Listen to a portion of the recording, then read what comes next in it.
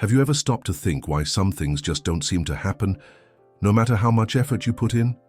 Have you ever had that strange feeling of walking in circles, trying to control every step, every choice, and still feeling like you're being pushed away from what you want?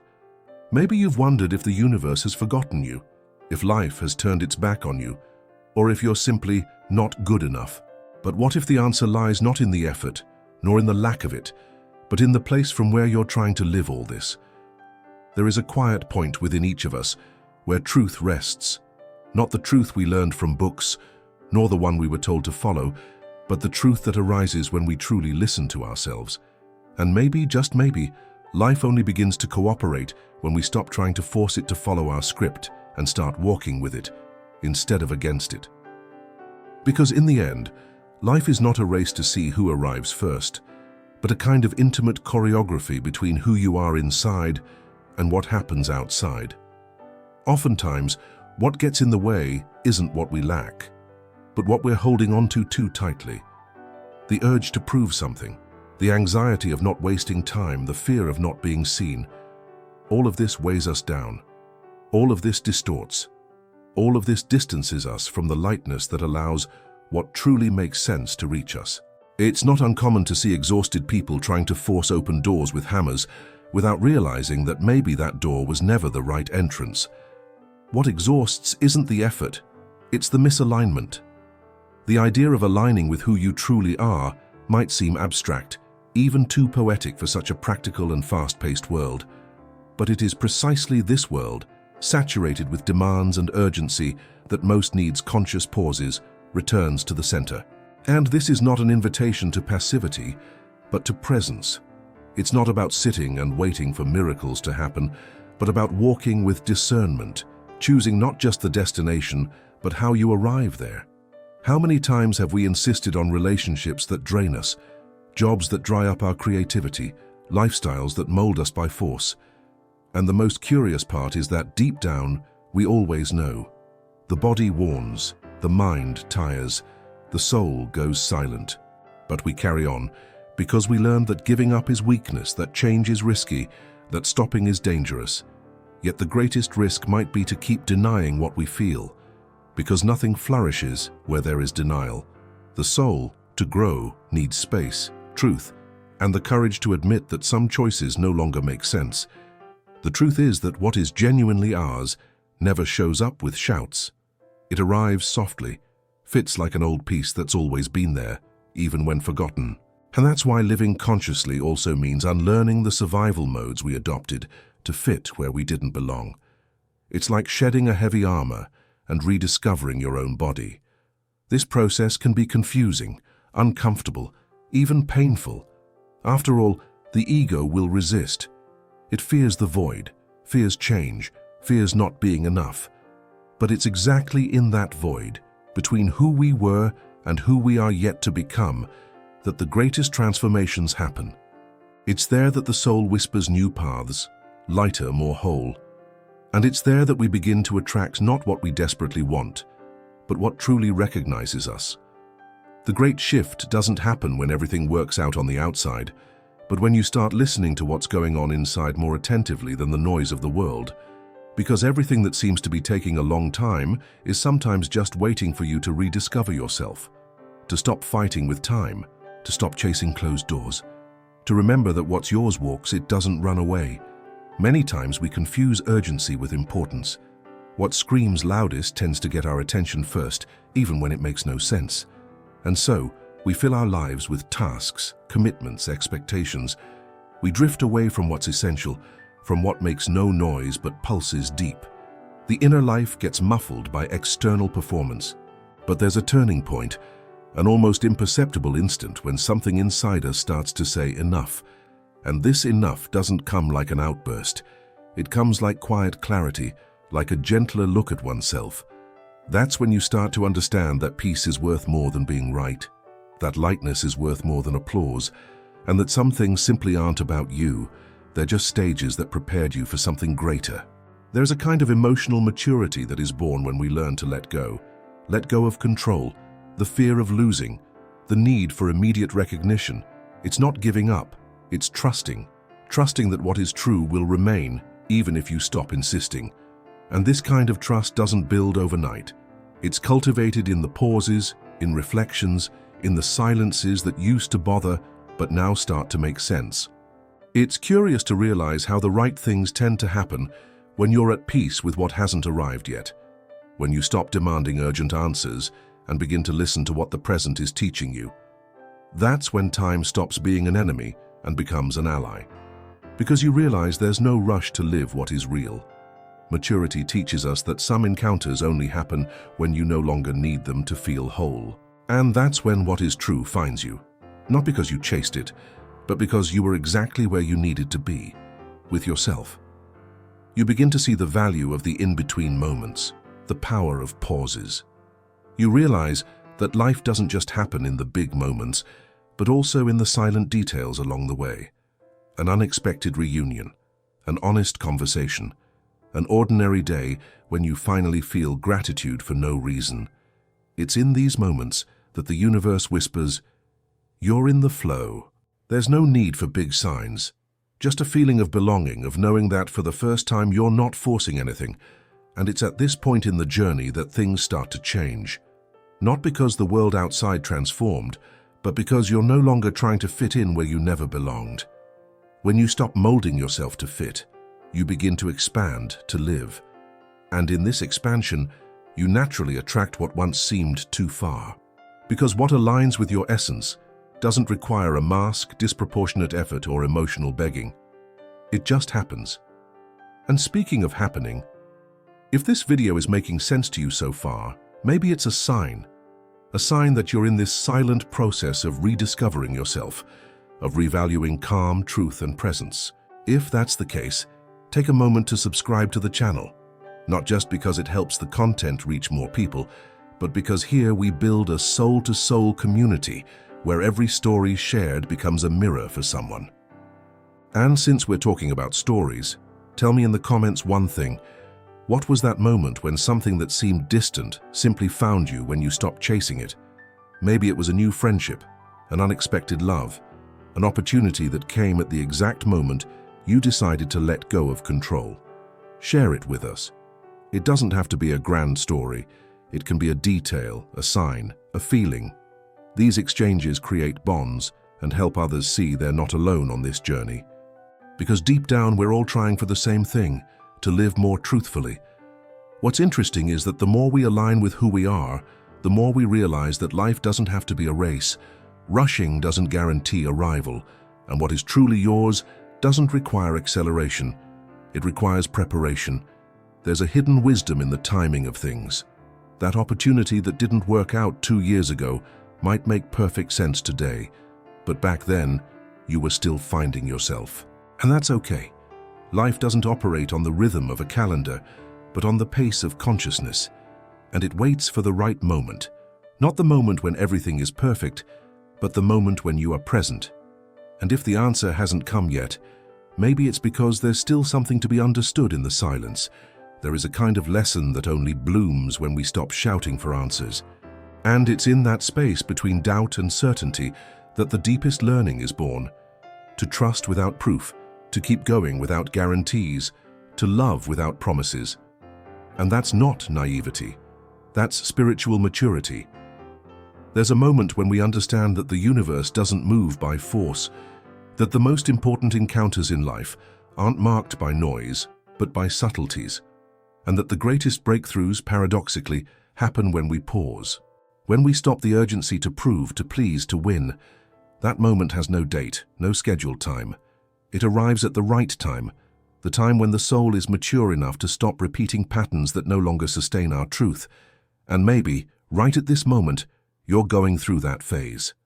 A time of silent transition in which the old no longer serves, but the new hasn't fully revealed itself.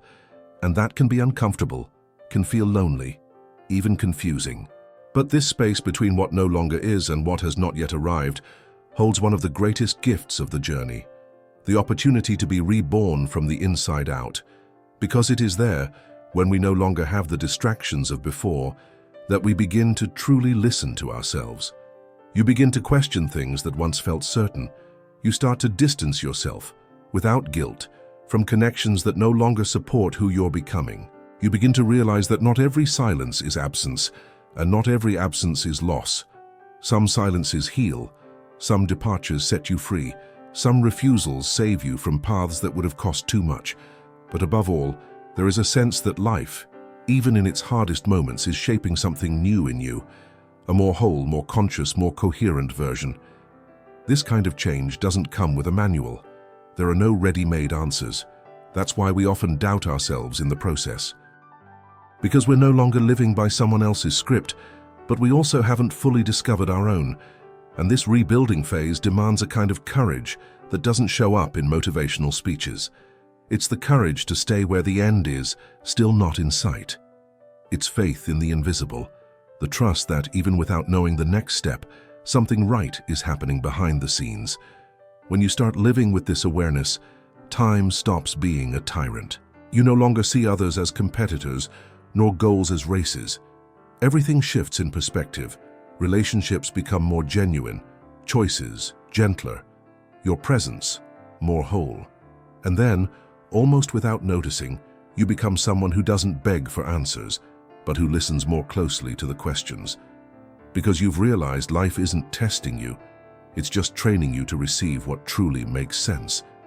And in this state of surrender, signs begin to appear. Small synchronicities, people returning to your life in a different context, words arriving at just the right time, intuitions gaining strength. It's as if reality begins to converse with you in a more intimate, symbolic way. And no, this isn't magic. It's sensitivity. It's sharpened perception. It's the reflection of an alignment that begins within and expands outward. The most beautiful part is that, in this new rhythm, you no longer feel the urgency to solve everything at once. You start to understand that everything has its time and its purpose, that what hasn't yet manifested is in fact being prepared behind the scenes, and that your role is to be ready, not with everything under control, but with an open heart and a clear conscience. Because what is true doesn't require defenses, it requires wholeness. Maybe, at this exact point in your life, you're living the interval, that pause between chapters, the phase where nothing seems to fit, and yet everything seems to be changing. And I want to tell you, this moment is sacred. It's what drives away the noise and draws the truth closer. It's when you begin to hear the deepest layers of your soul, the ones you used to ignore just to fit into what was expected of you. At this point, something essential happens. You stop begging for space and begin to occupy your own. Not with arrogance, but with presence. Not with imposition, but with conviction. And people notice. The world responds. Not because you shouted, but because your energy changed, your field was cleared, your path began to align. And it's at this point that what once seemed unreachable begins to move toward you. The opportunities that arrive in this state have a different flavor. They don't come loaded with anxiety or dressed in empty promises. They come simple, real, and with an almost strange feeling of, I was waiting for this. And you were. You just didn't know how much.